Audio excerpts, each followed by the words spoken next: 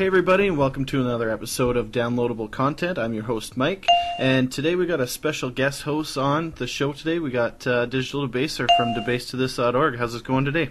It's going great, man. Thank you for bringing me on this kick-ass show. No problem. Always good to have a pro on our little show that we do every week. So what we got is 3 decent games, all actually on the Xbox 360 this week. So we'll start things off with Teenage Mutant Ninja Turtles arcade game. This game was one of the arcade classics from back in the day. I remember pumping quarter after quarter after quarter into this game.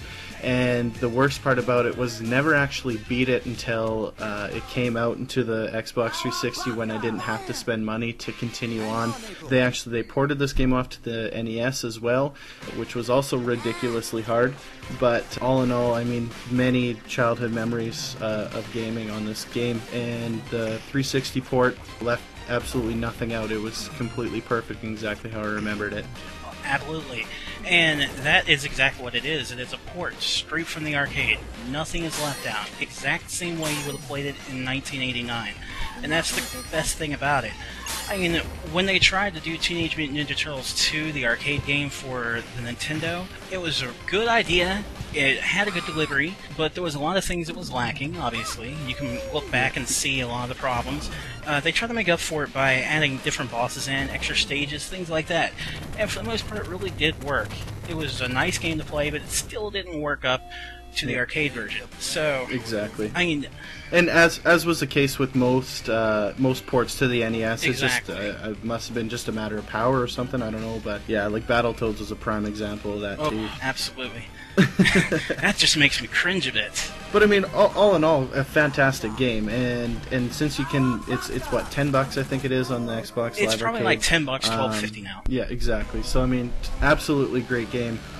Honestly, I can't really think of anything bad about it other than it being hard, but that's just how it was. Oh yeah, and it was hard for the regular NES as well. But one story I wanted to tell everybody: if you're even considering not getting this, listen to this story, and it will change your mind completely.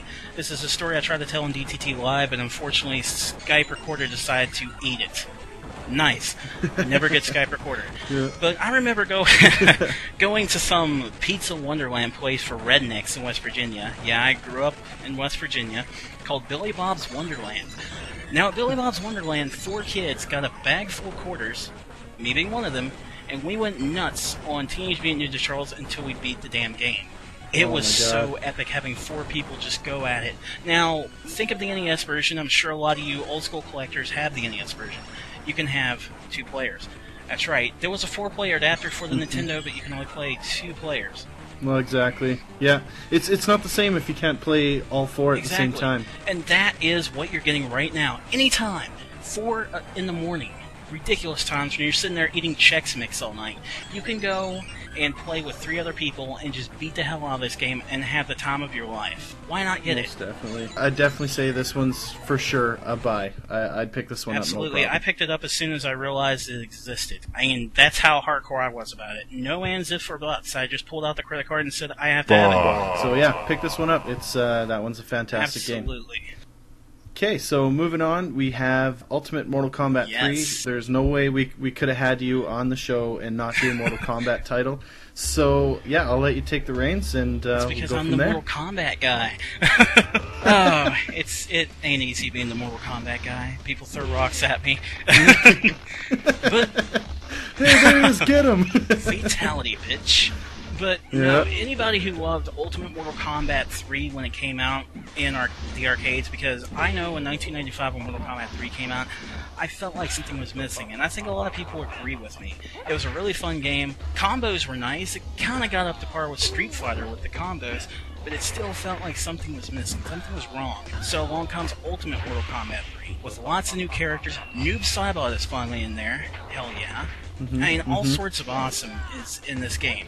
So yeah, it is a fantastic game. The one thing about it, my older brother had at the time when the game came out, I would have been about 11 years old. So the game came out, my older brother had bought a PlayStation 1, and he had bought the first Mortal Kombat 3. And that was pretty much the first time I got my hands on a copy of like the next generation, the 32-bit game.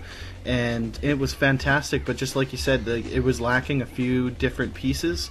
And then when they decided to release the Ultimate version of it, that just basically it filled in the missing pieces of the game that were missing. Exactly, and it was just missing something, and I think they really hit the nail on the head. They didn't perfect it, but they definitely took it up a level with Ultimate Mortal Kombat 3. A lot of people remember that, and they love it. I know I loved it. So when Ultimate Mortal Kombat 3 came out on Xbox Live Arcade, I was thinking to myself, exactly what's going to be missing from this? Because I wasn't expecting it directly. So I can tell you, I purchased it, I played it, even wrote Mortal Monday on it, and it is phenomenal.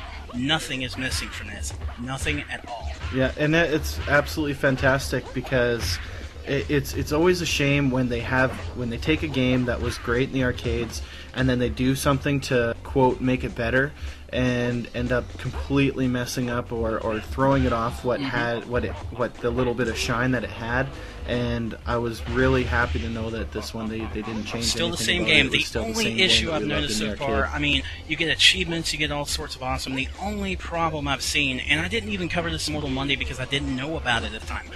In the original Ultimate Mortal Kombat 3 arcade machine, once you unlock the secret characters being Melina, Ermac, and Sub-Zero, the original Sub-Zero, they stayed unlocked. Now, in this version, you've got to jump a few loops, and not everybody knows about this. I don't believe they do. What you have to do is, after you unlock them, every time you load the game, you have to go into arcade mode first, then you have to go into Xbox Live mode, or it'll erase. That is a bug that I'm pretty sure there's no fix for, so that's the only problem. Just like with Mortal Kombat 3, when you unlock Smoke, you had to set it back to default manually. Yeah. Unfortunately, this one erases every time you don't do the steps I just mentioned. Very useful information, and you can only get it here and on your Call of Mortal Monday. That's fantastic. Ultimate Mortal Kombat 3, again, if you're a Mortal Kombat fan, this one, you should have already purchased it by now.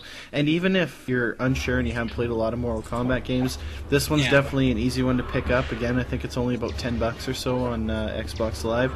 In which case you just pick it up, and then it includes the online play, which I think is fantastic because you can play against people across the world. You don't have to have someone sitting in your living room if you don't have anybody to play with, but you do have that option to play locally too. And I'd say pick it up, definitely. So moving right along here, we got our last game on the lineup here, Castlevania Symphony of the Night. This game is absolutely fantastic. Originally released on the PlayStation 1, and it's actually become one of the largest downloaded games on Xbox Live Arcade right now.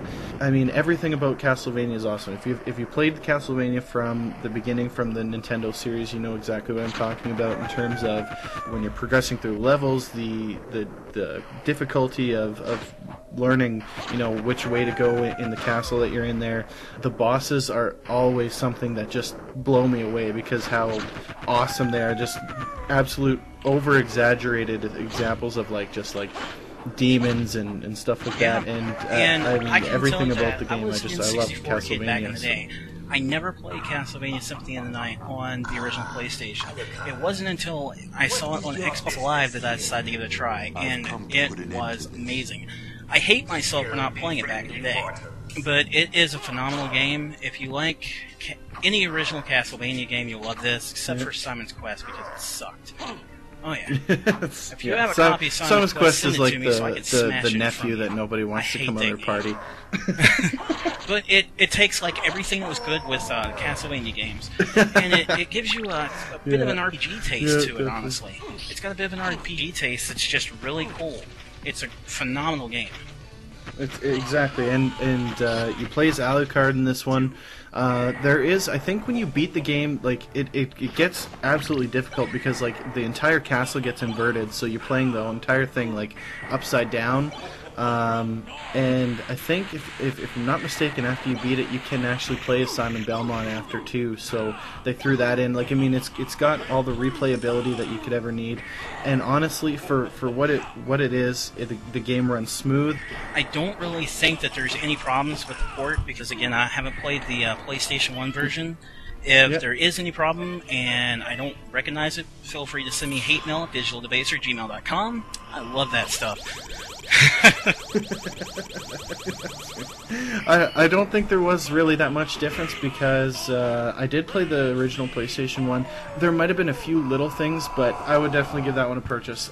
Honestly, if it, like I said, one of the largest downloaded games on Xbox Live Arcade, so if that's not enough of a reason to pick it up, I don't know what else could be. But it's at least, if you're really unsure, at least go and do yourself the favor of downloading the trial, and then after you play through that trial, you'll go and buy it right after, because that's exactly what they did as well. So definitely pick that one up. So yeah, that wraps things up for the show. Again, Digital Debaser, thanks a lot for being on the show, man. Really appreciate it.